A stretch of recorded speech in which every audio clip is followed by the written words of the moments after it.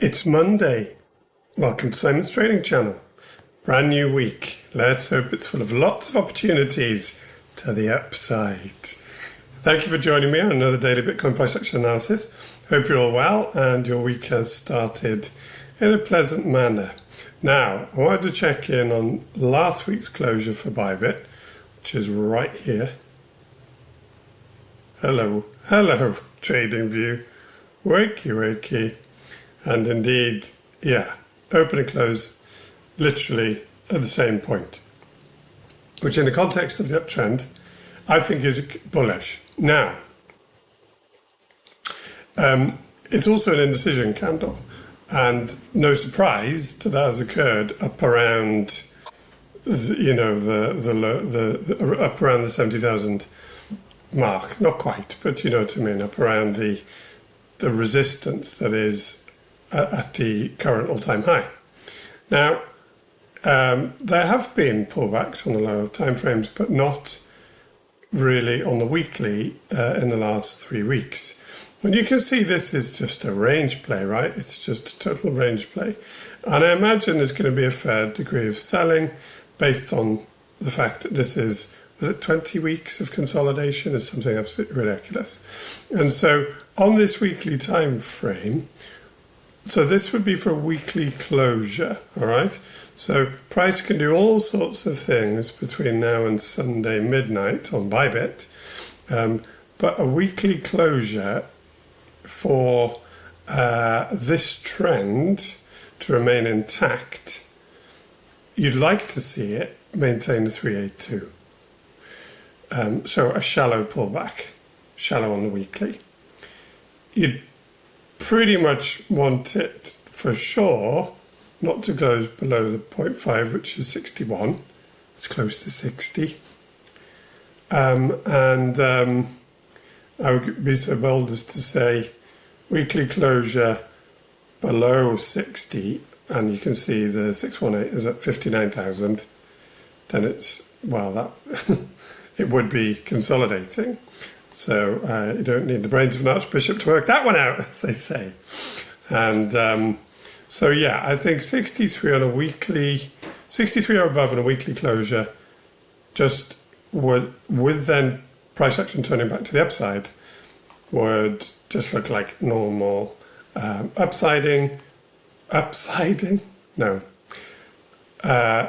upward trending weekly move. So that is all I have to say about that. And you can see, let's have a look. Oh, don't crash. There we are. So yeah, the weekly MACD had turned back to the upside. It has turned down a bit now, but that's irrelevant until you get the closure. But you can see 68,000 at the moment. That may change come Sunday evening, which is a cool 6 days, 4 hours away. I don't think I would be bold to say there's probably going to be some serious price action before then. Okay, so for a bit more detail, let's zoom down to the daily time frame, and you can see, yes, indeed, today is looking like a red day, with a more obvious support resistance coming in at 65,000. Yes, I know I keep going on about it, but it's a support resistance area of significance, and that should Bitcoin decide to remain above it, looks really bullish.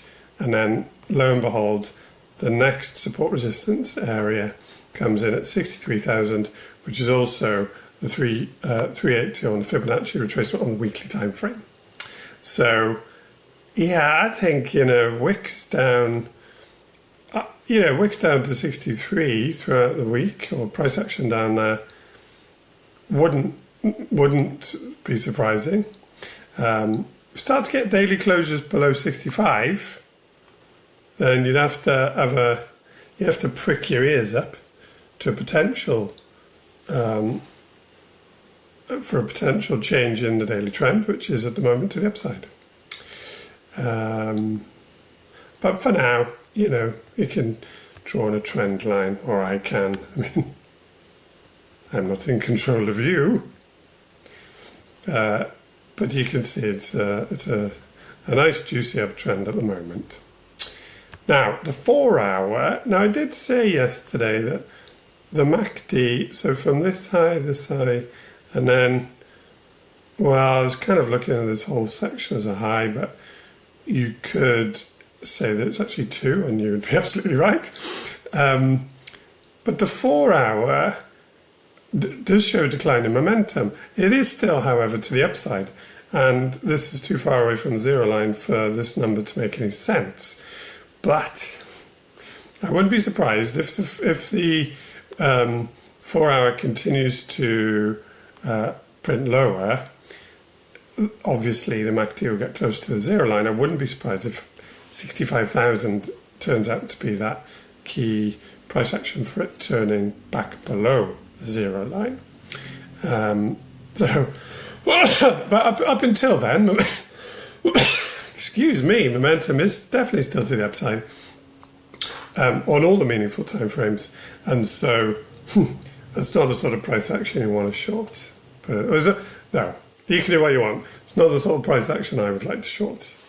And the obvious target, a bit like it was, I talked about this probably, I don't know, maybe, I think the tail end of last week, maybe like Thursday, Friday, and then over the weekend. This is the obvious, not target, but sort of pivot point, or if you look pivot point up on TradingView, you'll get something different. But for me, with regards to what's going to make this move look less robust to the upside, 4-hour or daily closures back below here, which is, you know, an area, lo and behold, somewhere between 63 and 65. So yeah, it's definitely a key area, like a $2,000. You could look at it as a window of opportunity, if indeed Bitcoin does pull back that far, but also a danger area for higher-ish time frame closures below. So yes, but momentum still to the upside on the 4-hour, the daily, obviously the weekly. Yeah, the weekly momentum needs to perk up, I would say.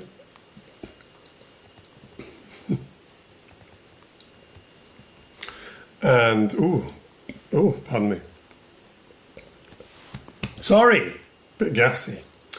And that's the hourly. I mean, no, I'm not going to do the low time frames because I'm just not. So yes, this, let's just stick a Fibonacci retracement on this last move up. Now, if you take it on that move, it retraced somewhere between 0.5 and 382, which those of you who watched my previous video will be well aware of. One of my previous videos, if you take it for the whole move up, which you could argue shouldn't be the case on the 4-hour, you could also argue it should. Yeah, you could argue that should be a valid Fibonacci setting for the daily. Then you can see it's wicked down to 618 already, but is holding above the 0.5. So, yeah, you know, turning back up from any of those regions, but basically above 65,000 for another move to the upside would look smashing. Now, I wouldn't be surprised if it just consolidates for a while. So this is all trend rhetoric that I've been sharing with you. And, you know, but it doesn't always trend. In fact, Bitcoin tends to move, then consolidate, move, then consolidate. And you see that on all time frames, right down to the very low time frames. So again, what would look good for more upside? So if Bitcoin doesn't just continue with an uptrend, higher highs and higher lows, and if indeed it does kind of more sideways, that is buying pressure up against resistance, which is more likely to proceed in the direction of the trend, which would be to the upside. So either of those situations, I think, would look good for a new all-time high. Will it be at the beginning of September where this wiggly line is? I don't know. I have no idea. I jolly well hope not. But, yeah, don't know. Anyway, hope you've enjoyed the video. If you have, please like and subscribe. And join me tomorrow for Tuesday's price action analysis. Take care. Goodbye.